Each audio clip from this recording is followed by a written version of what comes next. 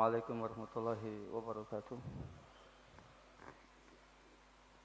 Innal hamdalillah nahmaduhu wa nasta'inuhu wa nastaghfiruhu wa nastahdihi wa natubu ilaihi wa na'udzu billahi min shururi anfusina wa sayyiati a'malina may yahdihillahu fala mudilla lahu wa may yudlil fala hadiyalah.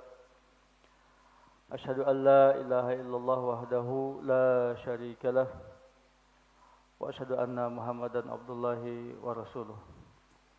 Allahumma salli wa sallim wa barik ala nabiyyina Muhammadin wa ala alihi wa ashabihi ajma'in wa man tabi'ahum bi ihsanin ila yaumiddin. Ya ayyuhalladzina amanu taqullaha haqqa tuqatih wa la tamutunna illa wa antum muslimun. Ya ayyuhan nasu taqu rabbakum alladzi khalaqakum min nafsin wahidah khalaqa minha zawjaha وبث منهما رجالا كثيرا ونساء واتقوا الله الذي تساءلون به والأرحام إن الله كان عليكم رقيبا يا أيها الذين آمنوا اتقوا الله وقولوا قولا سديدا يصلح لكم أعمالكم ويغفر لكم ذنوبكم ومن يطع الله ورسوله فقد فاز فوزا عظيما ثم ما بعد فإن أحسن الحديث كتاب الله وخير الهدي هدي نبينا محمد صلى الله عليه وآله وسلم وشر الأمور محدثاتها فإن كل محدثة في الدين بدعة وكل بدعة ضلالة وكل ضلالة في النار. اللهم إنا نسألك علما نافعا ورزقا طيبا وعملا متقبلا. اللهم إنا نعوذ بك من علم لا ينفع ومن قلب لا يخشى ومن نفس لا تشبع ومن دعوة لا يستجاب لها. اللهم علمنا ما ينفعنا وانفع بما علمتنا وزدنا علما. Allahumma aslih lana syu'unana kullaha wa la takilna ila anfusina tarfata ain. Rabbana taqabbal minna innaka antas samiul alim wa tub alaina innaka antat tawwabur rahim. Ikhwani wa akhwati al-aizza rahimani wa rahimakumullah. Kita awali kesempatan majelis ta'lim kita di pagi hari ini dengan mengucapkan rasa syukur kita pada Allah Tabaraka wa Ta'ala. Alhamdulillah atas berbagai limpahan nikmatnya, rahmat dan karunia-Nya, keberkahan, keutamaan dan kebaikan sangat banyak, tidak terhingga, tidak terbilang. Tidak lupa salawat dan salam kita limpahkan, kita aturkan kehadiran baginda Nabi Muhammad sallallahu alaihi wasallam beserta keluarga beliau, sahabat beliau dan umat beliau hingga akhir zaman. Ikhwan wa akhwat fillah rahimani wa rahimakumullah. Kita melanjutkan pembahasan dan pengkajian kita di kitab Al-Isbah fi bayan manhaj salaf fi tarbiyat wal islah karya Fadlat Asy-Syaikh Al-Bailan hafizallahu taala sampai kaidah yang ke-49. Qala al-muallifu hafizallahu taala wa ra'ah al-qaidatu at-tasi'atu wal-arba'un wa ya'taqiduna annahu la tatimmu ar-raghbatu fil akhirati illa bizuhdi fid dunya. Kaidah yang ke-49. Mereka Ahlus Sunnah wal Jamaah, khusus ulama-ulama Ahlus Sunnah wal Jamaah dari kalangan salaf, generasi tabi'in, tabi'in, tabi'in dan tabi'in meyakini bahwa la tatimmu, tidaklah sempurna atau lengkap antara ismam dan al-ikmal, ya, kelengkapan, kecukupan dan kesempurnaan. Ar-raghbatu fil akhirah, kecintaan kepada negeri akhirat atau keinginan yang besar, pengharapan yang besar terhadap negeri akhirat tidak akan lengkap, tidak akan sempurna, tidak akan terwujud dengan baik kecuali syaratnya bizuhdi fid dunya, dengan sikap zuhud terhadap dunia dan seisinya. Jemaah sekalian yang dimuliakan Allah Tabaraka wa Ta'ala, dalam kaidah yang ke-49 ini yang dinukil secara makna atau iktibas dari perkataan Al-Imam Ibnu Qayyim rahimahullah ta'ala di kitab beliau Madarijus Salikin, wala yastaqimu zuhdu fid dunya illa ba'da nazarain sahihain, an-nazar fid dunya wan nazar fil akhirah. Tidak menjadi lurus, istiqamah atau benar, atau pengharapan yang sejati, yang sebenarnya, zuhud terhadap dunia, kecuali dengan dua sikap. Sikap terhadap dunia dan sikap terhadap akhirat. Sehingga muncullah kaidah ini. Fadilatu Syekh Al-Bailan hafizallahu ta'ala mengedepankan ar-raghbah fil akhirah, lalu dengan zuhud terhadap dunia.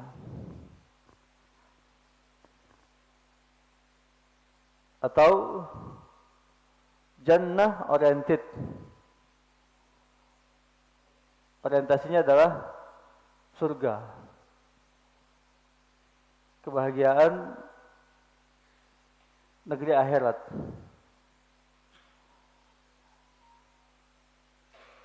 Sebagaimana Allah sebutkan dalam salah satu ayatnya, bahwa Allah Tabaraka wa Ta'ala mengajarkan kita untuk lebih mementingkan kehidupan akhirat. Wabtagi fima indallahi min daril akhirah wa la tansa nasibaka minad dunya. Carilah kebahagiaan yang telah Allah siapkan, Allah sediakan di surga, di negeri akhirat berupa surga.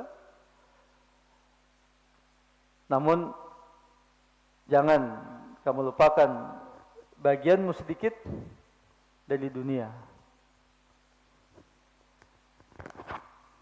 Sehingga doa kita adalah wa minhum man yaqulu rabbana atina fid dunya hasanah wa fil akhirati hasanah wa qina adzabannar. Di antara mereka orang yang beriman mengatakan bahwa atau berdoa, ya Rabb kami, anugerahkan kepada kami di dunia ini kebaikan, kehidupan, hayatan thayyibah, dan berilah, anugerahkan pada kami kehidupan yang baik, al-hasanah fil akhirah wa qina adzabannar, dan jauhkan kami, pelihara diri kami, jaga diri kami dari azab neraka. Faman zuhziha 'anil nar wa dukhilal jannah faqad faz. Wa mal hayatud dunya illa mata'ul gurur. Siapa yang dijauhkan dari siksa api neraka lalu dimasukkan ke dalam surga, sungguh dia telah beruntung. Dan tidaklah kehidupan dunia kecuali kesenangan yang menipu. Kehidupan dunia dari akhirat kesenangan yang sedikit yang menipu. Tidak ada kesenangan, kelezatan, kenikmatan dunia illa min ba'da at-ta'ab wa ma'hu ta'ab. Ya. Tidaklah kesenangan, kelezatan dunia kecuali dengan kepayahan. Dan kesenangan yang sementara, yang sedikit itu pun bersama dengan kepayahan, kesulitan, keletihan, dan seterusnya. Ya. Sementara kehidupan yang sejati adalah kehidupan di negeri akhirat. Jadi memang ini yang ditanamkan oleh Nabi sallallahu alaihi wasallam 13 tahun. Pertama dakwah beliau di Mekah.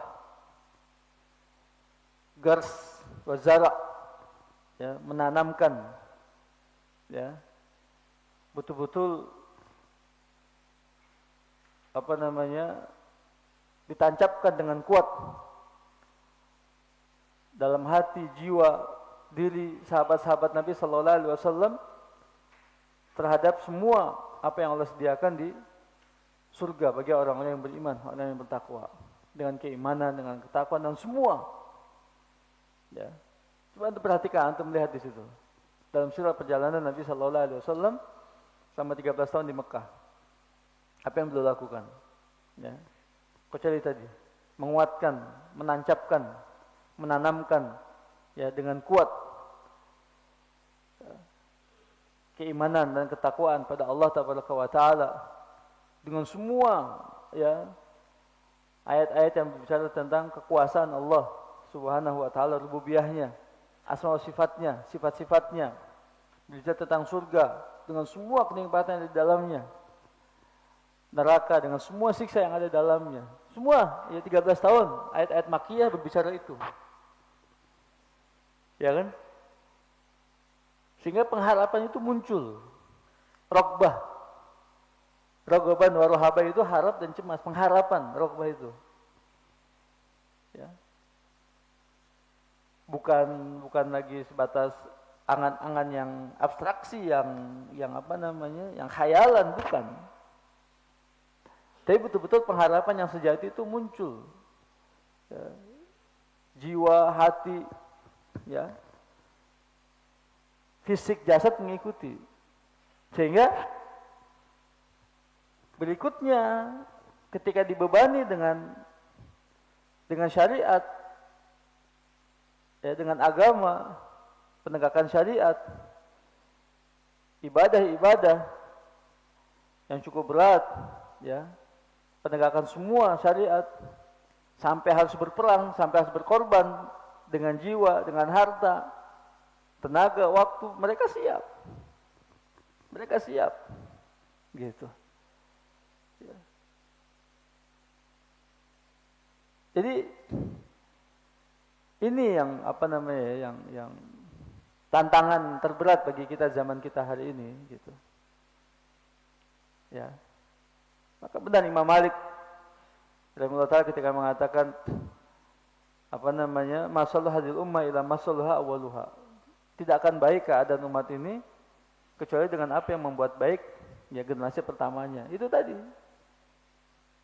Menancapkan tonggak, menanamkan, menguatkan zara' wal ghars, ya, akidah, tauhid, ya, keimanan yang kuat pada Allah Tabaraka wa Ta'ala, Rasulnya, Al-Quran, dan semua disediakan oleh Allah Tabaraka wa Ta'ala. Baru kemudian nanti konsekuensi berikutnya itu ringan dikerjakan, mudah, siap gitu dikorbankan. Ya, untuk berkorban itu siap. Coba saja misalnya, tidak mungkin ujuk-ujuk misalnya Abu Bakar Siddiq radhiyallahu anhu, ya, menginfakkan semua hartanya fisabilillah. Tidak mungkin kan, ujuk-ujuk itu terjadi kan, tidak mungkin. Begitu pula misalnya Utsman bin Affan misalnya, 1000 ekor onta dengan perbekalannya. Tidak mungkin ujuk-ujuk, ya, sekali sehari, 2 hari, setahun, 2 tahun, nggak mungkin gitu loh. Umar bin Khattab setengah hartanya. Semua sahabat-sahabat Nabi berhijrah. Mus'ab bin Umair meninggalkan semua kesenangannya di Mekah misalnya. Semua sahabat-sahabat Nabi SAW tanpa terkecuali. Maka benar ketika Nabi mengatakan apa? Lau anfaqa ahadukum zahaban misla Uhudin lam yablugh muddata ahadihim wala nasifa. Sekiranya kamu hari ini ya menginfakkan emas sebesar gunung Uhud, tidak akan sanggup menyamai infaknya sahabat meskipun dengan segenggam. Begitu. Nah itu yang membedakan ya kita dengan sahabat itu. Beda kelasnya. Ya. Mereka semua abnaul akhirah. Sahabat-sahabat itu semuanya adalah anak-anak akhirat itu. Anak-anak akhirat. Ya. Tidak silau dengan dunia. Ya. Apakah dikatakan kebutuhan hidup saat itu enggak kompleks? Siapa bilang? Ya. Apakah keinginan untuk dunia itu juga tidak sebesar hari ini? Tuntutan kehidupan dunia tidak sebesar hari ini? Ya, kehidupan yang masih sederhana saat itu, siapa bilang? Ya. Ka'bah itu pusat bisnis kan? Ka'bah itu kan? Bisnis center itu Ka'bah itu. Makkah itu. Ya. Sehingga mereka berupaya semaksimal mungkin untuk menguasai Ka'bah gitu kan, Makkah. Dan semua penak-penik yang ada dalamnya. Sehingga mereka bikin patung-patung tadi, lalu ada keropak-keropak ya. Lalu kemudian dibuatkan narasi-narasi, opini-opini juga misalnya. Ya. Agar mereka di situ? Ya, memberikan semua apa yang mereka miliki, emas, perak, ya, sutra, persembahan kepada patung-patung berhala-berhala tadi. Lalu setelah itu diambil kan oleh mereka kan? Gitu. Ya. Abu Jahal, Abu Lahab misalnya, dan semua kroni-kroninya kan begitu, menjadikan Ka'bah itu ya untuk apa? Menumpuk harta kekayaan mereka. Yang boleh jadi kekayaan mereka melebihi apa yang kita miliki hari ini. Mobil termahal kita misalnya apa? Alphard misalnya, apalagi di atas Alphard, ya, antum lebih paham tuh misalnya. Berapa nilainya, berapa harganya? Berapa M misalnya, berapa miliar? Atau melihat kekayaan mereka itu. Umayyah itu. Ya, orang paling kaya itu di hartanya triliunan kalau dikonversi dengan harta sekarang. Berapa emas yang dia punya, berapa perak dia punya, berapa onta yang dia punya. Jauh kekayaannya dengan apa yang kita miliki hari ini. Jadi kalau dikatakan, oh kehidupan saat itu ya tidak seperti tuntutan kehidupan kita hari ini, siapa bilang? Ya, siapa bilang? Tapi apa yang sahabat-sahabat lakukan terhadap dunia? Ya. Demikian. Jadi ini tantangan buat buat kita semua lah. Ya. Bahkan kita sudah mengenal sunnah ini sejak lama pun masih berjuang dan bergelut ya dengan tuntutan-tuntutan duniawi yang hari ini. Yang seakan-akan tuh setiap saat pikiran kita itu tidak lepas dari bagaimana kita bisa ya menghadapi tuntutan duniawi kita hari ini. Ya. Dan bahkan terkait dengan anak-anak kita katanya, masa depan ya 2030 itu bagaimana keadaan anak-anak kita ini. Ya, sekolahnya, di pesantrennya, bahkan yang dipikirkan tuh urusan duniawinya pesantrennya itu. Anak-anak kita diarahkan oleh orang tuanya itu untuk mengejar perkuliahan umum, mengambil jurusan-jurusan umum ketimbang urusan agama. Ya, apa tujuannya kalau bukan materi?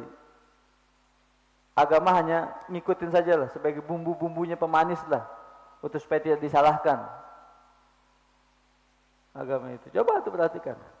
Sekolah-sekolah, pesantren-pesantren, Anak-anak kita itu lebih kemana? Dan orang tua lebih bangga kalau anaknya lanjut kuliah ke jurusan umum yang dikatakan menjanjikan untuk kehidupan dunia. Agama bumbunya saja, memanis saja, lipstiknya saja, supaya tidak disalahkan gitu. Tidak jelek-jelek amat gitu kan. Tidak duniawi oriented kali katanya. Ada sedikit inilah agamanya ini buat jihad, buat berjuang, buat apa segala macam kayak gitu. Ya. Harus menguasai sektor-sektor yang fardu kifayah katanya. Jangan dikuasai oleh mereka. Banyak berbagai dalih. Ya. Yang intinya nggak bisa melepaskan dari tuntutan kehidupan dunia. Jadi memang berat Pak ini tantangan semua lah buat kita. Tanpa terkecuali ya saya bicara terhadap diri sendiri ya kita para dai, para ustadz ya, sama urusan tantangannya. Sama urusannya. Waliyazubillah. Dunia itu urusan dunia. Jangan antum kira ustadz juga aman dari fitnah dunia. Enggak aman, enggak ada yang aman dari fitnah dunia. Astagfirullahaladzim. Baik. Penulis menyampaikan pada kita di depan pembahasannya dengan dua ayat di surat Al-Anfal dan surat An-Najm. Allah berfirman, "A'udzubillahi minasyaitonirrajim. Maka lin nabiyyin an yakuna lahu asra hatta yuskhina fil ard. Turiduna 'arada dunya wallahu yuridul akhirah. Wallahu azizun hakim." Tidak layak bagi seorang nabi, ini teguran ya. Ini salah satu ayat teguran. Ini salah satu ayat teguran bagi Nabi sallallahu alaihi wasallam. Tidak layak bagi seorang nabi dia memiliki atau menguasai para tawanan-tawanan perang. Ya. Sebelum perang itu selesai, lalu menang. Maksudnya apa di sini? Tawanan perang ini. Tawanan perang itu kan termasuk rampasan, rampasan perang, harta. Tebusannya luar biasa itu. Tebusan tawanan-tawanan perang. Apalagi kalau yang ditawan adalah komandannya, panglimanya misalnya, orang-orang penting jadi mereka misalnya, ya. Para wanita misalnya. Kalau budak-budak saja sih mungkin bisa dilepaskan begitu saja, meskipun budak-budak juga berkelas, ada kelasnya. Budak-budak mereka kan disuruh berperang. Pada saat itu, siapa yang maju perang itu? Budak-budak itu. Tapi lihat antum lihat tuh Abu Sufyan, panglima perangnya. Misalnya Abu Sufyan panglima perang, Khalid bin Walid panglima perangnya, lihat. Para pembesar-pembesar. Nah kalau mereka tertawan, misalnya ditawan, lalu tawan ini dikuasai misalnya begitu, jadikan sebagai tawanan saja untuk mendengarkan tebusan itu. Jadi tidak layak bagi seorang nabi untuk menguasai, ya memiliki tawanan. Sebelum perang itu berakhir selesai, berkecamuk dan menang, tegak agama Allah Tabaraka wa Ta'ala. Jadi lebih dipentingkan tawanan perang. Umar tidak setuju dengan sikap itu. Umar tidak setuju, nggak boleh kayak gitu. Ya. Ya berbalik untuk menukar. Ya, sebagian kaum muslimin juga ditawan, tukar tawanan, bukan dikuasai, bebaskan kaum muslimin yang lain gitu. Tawanan itu mengajarkan ilmu kepada sahabat-sahabat Nabi sallallahu alaihi wasallam. Gitu. Ada manfaat yang diambil. Ya, untuk kebaikan. Maka sebagian tawan-tawan itu mengajarkan membaca, mengajarkan menulis, bahkan mengajarkan teknik berperang misalnya. Ya, itu atas usulan Umar bin Khattab radhiyallahu anhu. Nah ini ayat ini menegur sikap Nabi sallallahu alaihi wasallam yang sebelumnya ingin menguasai tawanan perang untuk mendapatkan tebusan yang banyak. Logistik yang ingin didapatkan Nabi sallallahu alaihi wasallam untuk menguatkan pasukan kaum muslimin, mensejahterakan keadaan kaum muslimin. Nanti bisa bayangkan kan? Hijrah meninggalkan Mekah, meninggalkan kampung halamannya, meninggalkan keluarganya, meninggalkan rumahnya, meninggalkan semua hartanya di Mekah, hijrah begitu saja. Apakah berhijrah antum bilang bawa koper itu? Ya, bawa kontainer, bawa koper diangkut semua barang-barang dari Mekah dibawa ke Madinah. Siapkan satu kontainer misalnya berapa banyak gitu, bawa semuanya, hartanya semua dibawa semuanya. Apakah begitu hijrah? Tidak begitu hijrah. Tinggal semua di Mekah. Ya, kaum muhajirin itu yabtaguna fadlan min rabbihim wa ridwana. Mereka semata-mata mengharapkan keutamaan dari Allah dan keridhaan Allah, meninggalkan semua. Jadi orang muhajir orang-orang yang miskin, tidak punya harta, tidak punya apa-apa. Nabi ingin menguasai tawanan tadi untuk mendapat tebusan yang banyak. Ini membantu kaum muhajirin, bukan buat Nabi, bukan, tapi membantu kaum muhajirin untuk penghidupan mereka gitu. Di samping untuk logistik, perbekalan, amunisi perang berikutnya, menghadapi keadaan kondisi berikutnya. Manusiawi kan? Sikap manusiawi dari seorang kepala negara, seorang panglima perang, seperti itu kan manusiawi. Tapi Allah tidak inginkan seperti itu. Ngapain berbicara tentang keadaan urusan-urusan duniawi yang seperti itu? Orientasinya. Turiduna arad dunya. Kalian menginginkan harta dunia. Wallahu yuridul akhirah. Allah menginginkan di akhirat. Nggak usah dipedulikan itu keadaan selanjutnya. Ya. Yang justru itu nanti akan mengikat kamu. Sehingga apa nanti? Kalau itu dijadikan sebagai satu pedoman, kan jadi pedoman nanti. Oh, Nabi aja kayak gitu kan. Berarti perang selanjutnya nanti akan begitu. Coba yang dilakukan oleh bangsa Romawi, bangsa Persia ketika berperang. Untuk itu, berperangnya untuk nyari itu mereka. Untuk mendapatkan itu, tawanan-tawanan itu, harta-harta perang. Tujuannya semata-mata untuk dunia. Betul enggak? Kalau itu dilakukan oleh Nabi selalu jadi pedoman nantinya oleh sahabat-sahabat itu. Oh, begitu ternyata perang. Untuk mendapatkan tawanan, merampas tawanan, harta rampasan perang sehingga menumpuk harta yang banyak misalnya. Enggak begitu kan ternyata kan? Enggak, perang itu bukan buat itu. Waqatul musyrikina kafah. Perangilah orang musyrik itu semuanya. Nah, hatta la takuna fitnah, waqatiluhum hatta la takuna fitnah. Perangi mereka sehingga tidak ada fitnah. Wa yakunu din kulluhu lillah, dan agama itu semuanya milik Allah. Li'ila kalimatillah, bukan untuk itu. Gitu. Bonus saja itu mah. Ya, bukan untuk itu. Nah, itu dia. Maka dikata apa? Turiduna arada dunya wallahu yuridul akhirah. Kamu menginginkan harta dunia, tapi Allah justru menginginkan negeri akhirat. Gitu. Wallahu azizun hakim. Allah Maha Perkasa lagi Maha Bijaksana. Ya. Untuk catat nih ayat ini teguran kepada Nabi Sallallahu Alaihi Wasallam. Al-Anfal 67. An-Najm ayat 29 mengatakan fa'arid an man tawalla an dzikrina wa lam yurid illal hayatad dunya. Berpalinglah kamu dari orang yang lupa dari mengingat kami. Ya. Dan tidaklah dia menginginkan kecuali kehidupan dunia semata.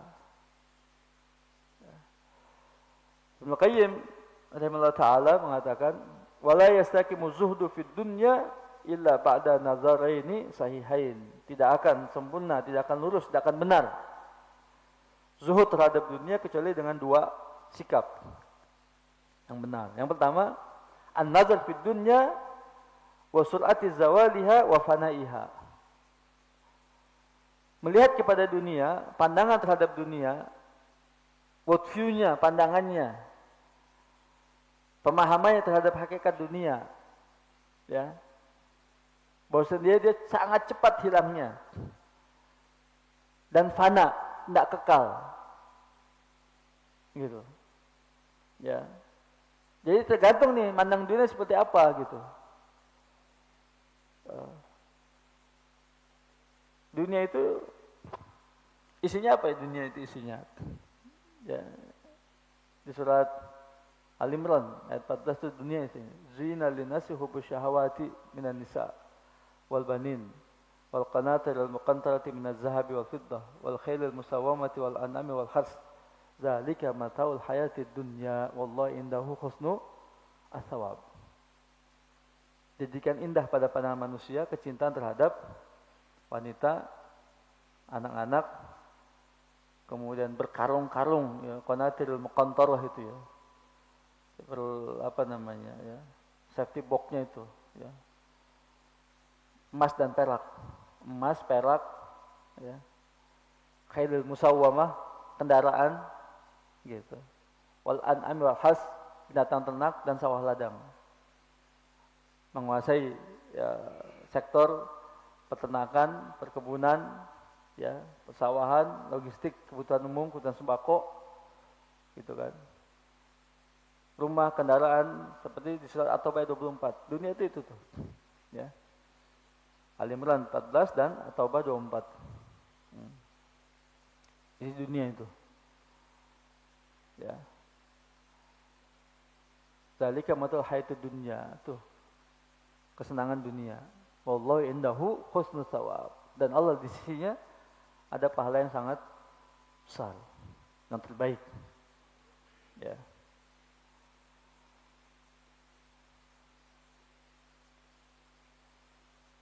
Wat mihalaliha wa naqsiha wa khissatiha wa alam al-muzahamati 'alaiha wal hirs 'alaiha wa ma fi dzalika minal qasas wa naqas wal adkad wa akhir zalika az-zawal wal inqita' ma yaqubu min al-hasrah wal asaf fatalibuha la yanfaqu min hammin qabla husuliha wa hammi halal zafar biha wa ghammin wa husnin ba'da fawatiha fa hadha ahadun nazarin.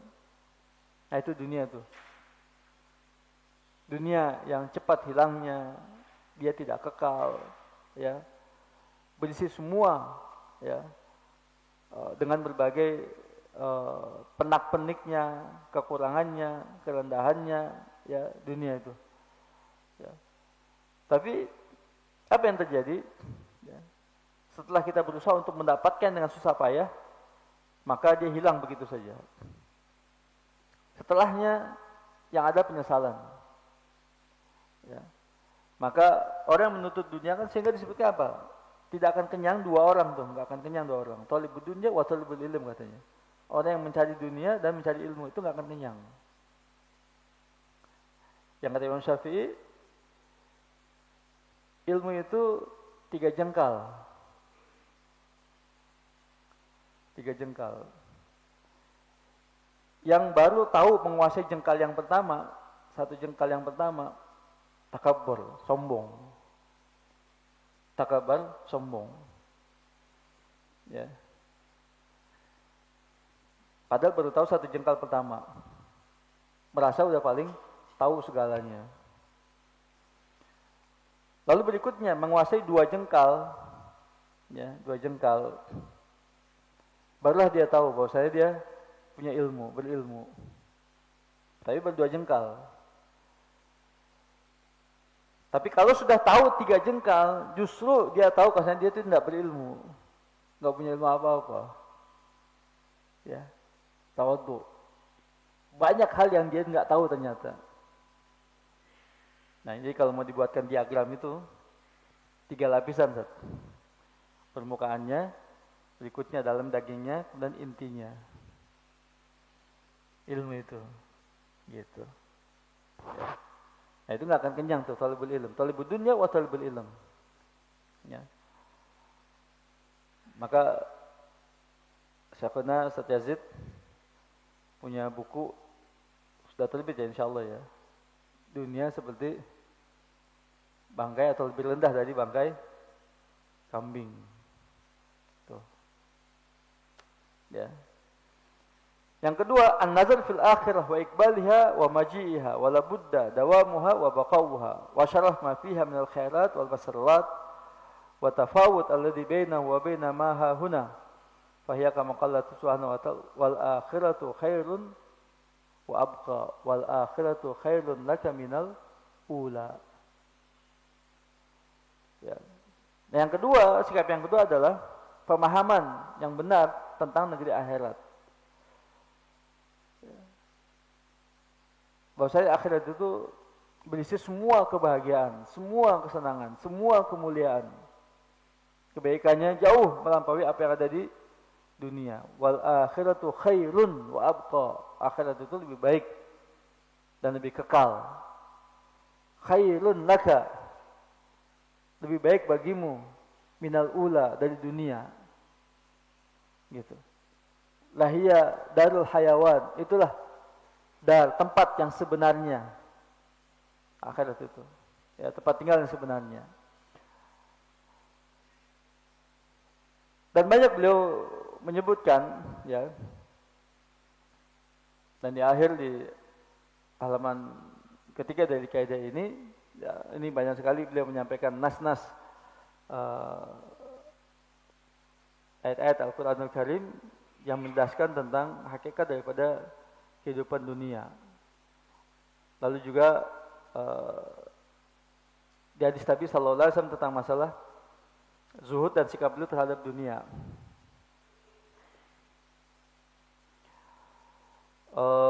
Seperti misalnya hadis dari Imam Ahmad dan Tirmidzi melalui periwayatan Abdullah bin Mas'ud radhiyallahu anhu, ya, di mana Nabi sallallahu alaihi wasallam mengatakan, "Mali walid dunya inna ma'ana karakib qala fi dhilli syajarah sumarah wa tarakaha." Keadaanku dan dunia ini tidak lain seperti seorang pengendara yang singgah sejenak di bawah pohon untuk istirahat, minum seteguk dua teguk, lalu bertinggalkan dan melanjutkan perjalanan. Nah, sebatas itu. Nah. Di hadis yang lain gimana? Kun fid dunya ka'annaka abilus sabilin. Nah, au gharib. Jadilah kamu di dunia seperti abilus sabil. Pengendara atau orang asing di dunia. Kemudian Ibnu Umar menjelaskan, "Idza asbahta fala tantadhir masa, wa idza amsayta fala tantadhir as-sabah." Jadi di dunia seperti pengendara, musafir, ya, atau orang asing. Kata Ibnu Umar, kalau masuk pagi hari, jangan nunggu sore. Kalau masuk sore hari, jangan nunggu pagi hari. Cuma sekedar kita istirahat, ya. Antum kemarin liburan pulang kampung misalnya, berangkat dari Bogor, habis subuh berangkat, 2-3 jam, 4 jam kemudian istirahat. Sampai Cirebon itu istirahat. Rest area. Ah, itu rest area tuh. Itu dunia itu rest area. Gitu. Filosofinya tuh, rest area dunia itu. Apa di situ terus? Enggak balik-balik. Enggak lanjut perjalanan. Lanjut perjalanan. Mana tujuan antum? Jawa Tengah, Jawa Timur. Ya kan? Gitu. Nah, kita sedang di dunia nih, kemana pulang kampung kita, kemana kampung itu? Ya, akhirat kampungnya. Nah, ini cuma sekedar rest area sebentar nih. Kita dari akhirat masuk ke dunia, turun ke dunia, istirahat sebentar, kemudian nanti balik lagi pulang kampung. Nah, ketika pulang kampung bawa bekal. Ya.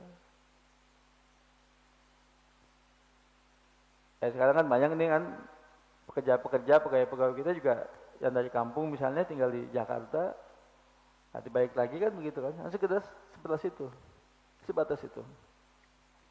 Mad dunya fil akhirati illa kama yadkhilu ahadukum isba'ahu fil yam falyanzur bima tarja.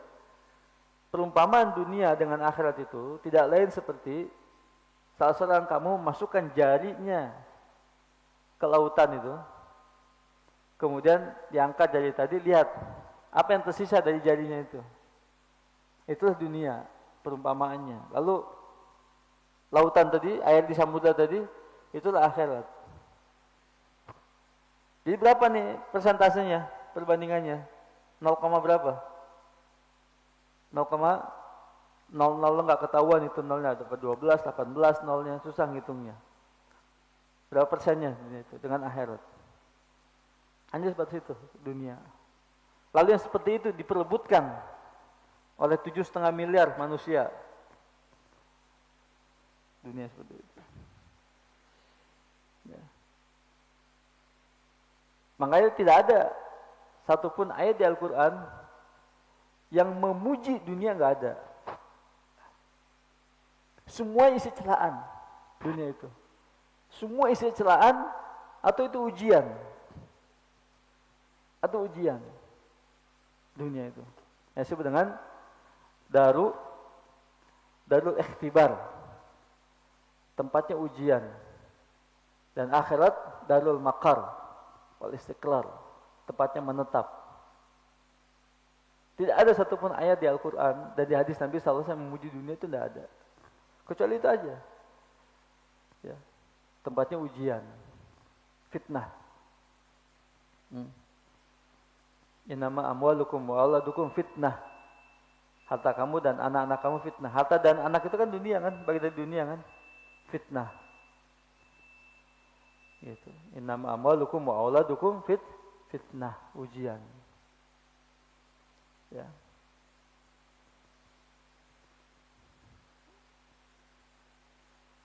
Nah, banyak ayatnya, ya. Seperti misalnya di sini ada firman Allah surat Yunus 23, 25, 24 dan 25. Surat Al-Kahfi juga disebutkan, surat Al-Hadid, ya. Surat Al-Imran tadi sudah dibacakan, ya. Ar-Ra'd, semua, ya. Bicara tentang masalah ayat-ayat ini, bicara tentang masalah dunia, kehidupan dunia. Lalu berbicara tentang masalah zuhud, ya. Apa dan bagaimana hakikat zuhud tadi? Wah, ini Masya Allah ya, banyak sekali pembahasannya. Antum bisa lihat juga dalam beberapa artikel-artikel, ya, tulisan-tulisan para ulama tentang masalah ini. Makna zuhud itu adalah al-insiraf ila al-ibadah wa tarki maladati dunya wal i'rad anha ihtiqaran laha. Zuhud itu, ya, fokus untuk ibadah, meninggalkan kelezatan dunia dan berpaling darinya, karena memandang dunia itu rendah. Dia fokus untuk ibadah, perhatian untuk ibadah, fokus zuhud, berpaling dari dunia dan kelezatan dunia. Bukannya dia tidak mau, tapi sengaja dia berpaling. Sering kita dapatkan antara zuhud dengan wara'. Ya. Zuhud dan wara'. Ya. Nah, wara' itu apa? Ya. Wara' itu sendiri adalah ibta'ada 'anil ismi waqaf 'anil syubhat wal ma'asi ala sabili taqwa. Wara', menjauhkan dosa, menahan dari yang syubhat dan maksiat, ya, menuju kepada ketakwaan. Dia menahan diri dari syubhat dan meninggalkan maksiat, ya. Demi mencapai derajat takwa. Nah, itu wara'. Jadi kalau misalnya wara' itu dilakukan, ya, di sebagian definisi menyebutkan dengan tarkul ma'asi wal ibtiad an syubhat wa khaful wuqufil haram. Meninggalkan kemaksiatan, menjauhkan diri dari syubhat, khawatir terjerumus ke dalam yang haram, seperti hadis Nu'man bin Bashir. Itu wara'. Al halal bayyin wal haram bayyin wa bainahuma umurun mustabihat. Gitu kan? Faman ittaqa syubhat faqad istabra li dini wa irdihi wa man waqa'a fi syubhat waqa'a fil haram. Syubhat yang halal jelas, yang haram jelas, tengah-tengahnya ada syubhat. Siapa yang menjaga diri dari tidak mengambil syubhat tadi, berarti dia telah menyelamatkan, membebaskan dirinya dan agamanya. Tapi siapa yang mengambil syubhat tadi, dia terjerumus ke dalam yang haram. Maka meninggalkan syubhat itu wara' namanya.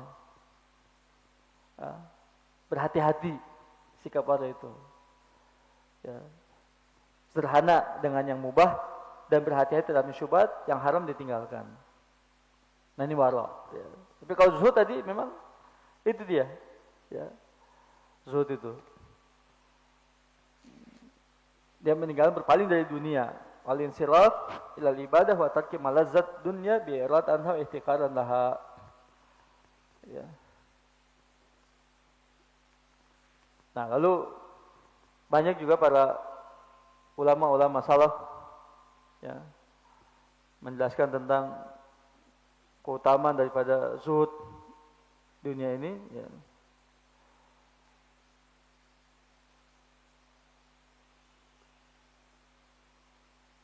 Seperti misalnya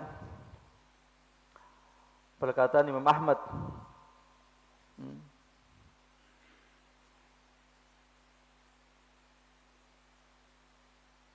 tentang keadaan orang-orang kaya, in kana la yafrah bi ziyadatihi wa la yahzan bi nuqsani fa huwa zahidun. Dalil pada firman Allah, likai la ta'saw ala ma fatakum wa la tafrahu bima atakum. Imam Ahmad berbicara tentang orang-orang kaya. Ya. Orang kaya yang zuhud. Jadi zuhud itu tidak selalu konotasinya miskin. Meskipun miskin itu lebih dekat kepada zuhud memang, lebih dekat pada zuhud, tapi tidak selalu konotasinya orang miskin. Ya, orang kaya yang zuhud adalah orang kaya yang tidak senang ketika hartanya bertambah dan tidak sedih ketika hartanya berkurang. Nah gitu orang kaya itu. Ya, yang zuhud, tidak senang hartanya bertambah, bangga senang apa gitu, ya merasa lebih mulia, merasa lebih sukses, merasa lebih apa gitu, enggak. Ya, kan itu karunia dari Allah. Dan ketika dia berkurang juga tidak sedih. Ya biarkan saja. Gitu. Itu yang zuhud kata Imam Ahmad Ibn Hanbal. Agar kamu tidak merasa bersedih terhadap sesuatu yang luput dari kamu dan tidak senang dengan apa yang Allah berikan kepada kamu. Ya. Disebutkan juga hadis tentang zuhud ini. Izhad fid dunya yuhibbukallah wazhad fima indan nas yuhibbukan nas. Zuhudlah terhadap dunia, Allah akan mencintai kamu, dan zuhudlah terhadap apa yang ada di tangan manusia, maka orang-orang akan mencintai kamu. Alamat zuhud fid dunya az-zuhud fin nas. Kata Fudail bin Iyad. Tanda seorang itu zuhud terhadap dunia, dia zuhud terhadap apa yang ada pada orang lain, ada yang menjadi milik orang lain.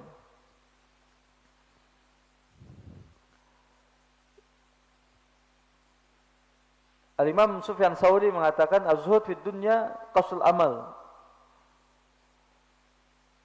Zuhud di dunia itu adalah memendekkan angan-angan. Memendekkan angan-angan atau memotong angan-angan. Ya. Termasuk zuhud.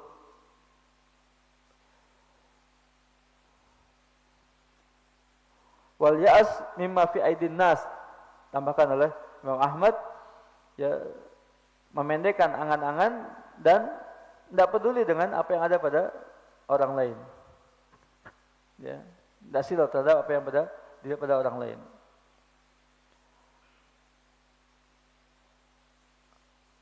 Iwan sekalian yang Allah Tabaraka wa Ta'ala, kesimpulan yang bisa kita tarik adalah yang pertama, kita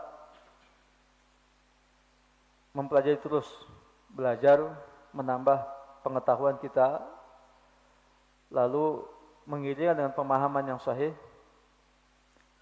Selanjutnya, jadikan sebagai sebuah keyakinan, akidah yang mendalam, yang kuat, kokoh menancap dalam hati kita, dalam jiwa kita, tentang surga oriented. Orientasinya adalah surga. Orientasi adalah kehidupan yang baik di akhirat, dengan semua kenikmatannya, dengan semua kebahagiaannya. Ya, diawali dengan ma'rifahnya kepada Allah Tabaraka wa Ta'ala, rububiyahnya, uluhiyahnya, asma wa sifatnya, ya, kekuasaannya, tabaraka wa ta'ala, dan semua yang ada di sisinya subhanahu wa ta'ala. Ini semua yang akan menguatkan keimanan kita tentang kebaikan yang Allah sediakan di negeri akhirat. Itu tahap pertama itu. Kemudian berikutnya, jika itu betul-betul sudah menancap dan mengakar, maka akan memandang rendah tentang dunia. Apa yang ada di dunia ini tidak seberapa. Rendah, dunia itu jadi rendah. Sehingga tidak memenuhi hawa nafsunya untuk mengejar dunia. Tidak ngoyo terhadap dunia. Ya. Qanaah saja. Merasa cukup saja dengan apa yang Allah berikan kepada kita. Ya. Banyak dan sedikitnya qanaah saja, terima saja apa yang Allah sediakan bagi kita. Gitu. Kita hanya diperintahkan untuk mengambil sebab-sebab, ya. Dengan sebab-sebab apa yang bisa kita lakukan? Tidak perlu ngoyo. Pagi, siang, sore, malam, dunia yang dicari enggak seberapa. Enggak seberapa. Mohon maaf sebagian masyarakat kita, ya.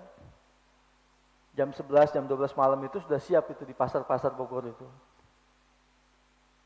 Sampai pagi sampai subuh. Subuhnya, sholatnya subuhnya. Ditinggal subuhnya, tidak sholat. Padahal waktu-waktu yang utama. Qiyamul lailnya, tahajudnya, witirnya, subuhnya, tinggal semua. Tapi apa urusan dunia? Lapak-lapak pinggir jalan kayak gitu. Oke, dapat keuntungan. Berapa keuntungannya? Banyak. Oke, bisa bangun rumah. Bisa berapa rumahnya? Bisa beli kendaraan, seberapa kendaraannya? Tapi dia sudah meninggalkan apa yang justru mengantarkannya untuk kebahagiaan dunia, dari kewajiban-kewajibannya kepada Rabbnya subhanahu wa ta'ala. Dia jual akhiratnya hanya untuk urusan dunia yang tidak seberapa itu. Akhirnya bisa memandang, kita bisa memandang bahwasanya apa yang dikerjakan itu tidak seberapa. Tidak ada apa-apanya. Sebagus apapun rumah, istana yang kita bisa bangun di dunia ini. Sebagus apapun kendaraan yang kita miliki misalnya. Seberapapun tebalnya deposito kita misalnya. Tadi yang sekarang. Tidak sih dibandingkan dengan akhirat. Jadi kembali tadi kalau pemahaman kita tentang akhirat tadi sudah bagus, sudah kuat, keimanan itu sudah kuat, sudah mengakar, maka akan memandang rendah dunia dan lewat saja, sebatasnya saja. Ya, seperlunya saja. Insya Allah, Allah tidak akan melantarkan kita hamba-hambanya orang-orang yang beriman ini, ya, dari rezeki yang halal, yang cukup untuk kebutuhan dirinya, istrinya, anak-anaknya, selesai. Gitu. Memang betul kita harus merasakan berempati, ya, kepada saudara kita kaum muslimin yang mungkin nasib dunia ini tidak sebagus kita gitu. Yang lapang, yang sehat walafiat, yang ini, yang itu. Alhamdulillah kita Allah berikan seperti itu. Tapi juga buat mereka udah miskin di dunia, miskin juga di akhirat. Kan itu kita sayangkan. Miskin di dunia, miskin di akhirat jadinya. Susah payah dia untuk nyari dunianya, tapi akhiratnya juga ditinggal. Udah dikejar. Apa kita lihat mereka rajin duduk di masjid? Ya, untuk sholatnya, untuk doanya, untuk zikirnya, untuk ngajinya segala macam. Gitu enggak? Enggak, justru mereka duduknya di mana itu? Di pasar. Perbandingan yang sangat jauh. Masjid tempat yang terbaik di atas muka bumi, pasar tempat terjelek di atas muka bumi. Gitu ya sekalian. Nah itu tahap pertama kita itu tadi, ya, menanamkan, menancapkan dalam satu diri kita tentang kebahagiaan negeri akhirat. Semoga Allah berikan kita taufik dan hidayah, ya. Kita pada Allah tabaraka wa taala, ya, untuk tetap istiqomah di atas agamanya dan juga di atas sunnah Nabi sallallahu alaihi wasallam, dan diberikan pemahaman yang benar. Dan saya berdoa, Rabbana atina fid dunya hasanah wa fil akhirati hasanah wa qina azabannar. Sudah barang tentu itu dicapai dengan keimanan dan amal saleh. Demikian untuk kajian kita pagi hari ini, mudah-mudahan bermanfaat buat saya, bagi kita semua. Kita tutup dengan, atau masih ada yang ditanyakan dari jemaah, menyampaikan sesuatu, nanya sesuatu? Saya persilahkan. Sebelum kita tutup, ada? Kalau tidak ada, kita akhiri. Subhanaka Allahumma bihamdika asyhadu an la ilaha illa anta astaghfiruka wa atubu ilaik. Wa sallallahu Nabi Muhammad wa ala alihi wa sahbihi wasallam. Assalamualaikum warahmatullahi wabarakatuh.